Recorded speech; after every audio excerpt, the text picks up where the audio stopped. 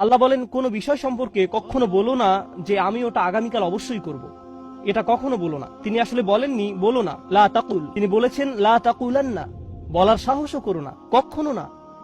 যে কোনো কিছু সম্পর্কে যে আমি অবশ্যই আগামীকাল এটা করব। আপনি যদি আয়াতের এখানে থেমে যান তাহলে দৃশ্যত সমস্যা দেখা দেয়। কারণ আপনার বস বলেন আপনাকে অবশ্যই এই অ্যাসাইনমেন্ট আগামীকাল জমা দিতে হবে, আপনি তখন বলেন অবশ্যই আমি আগামীকাল জমা দিব, শিওর শিওর ইনশাআল্লাহ। কখনো কখনো আপনি ইনশাআল্লাহ বলেন, কখনো বলেন না। কিন্তু মানুষ নিশ্চয়তামূলক ওয়াদা করে সব সময়। হ্যাঁ হ্যাঁ আমি নিশ্চিত যাব। তুমি কি দাওয়াতে আসছো? হ্যাঁ হ্যাঁ আমি নিশ্চিত যাব। কিরে জুমায় যাবি তো? হ্যাঁ হ্যাঁ অবশ্যই। আমরা এইসব নিশ্চয়তামূলক কথা বলি সব সময়। পরের আয়াতে গিয়ে আল্লাহ এই বিষয়টা সম্পূর্ণ করলেন। তিনি বলেন ইল্লা আইয়াশা আল্লাহ, আল্লাহ ইচ্ছা করলে বলা ব্যতিরেকে। একমাত্র ব্যতিক্রম হলো আমার এটা করার ইচ্ছা শতভাগ, যদি আল্লাহ ইচ্ছা করেন।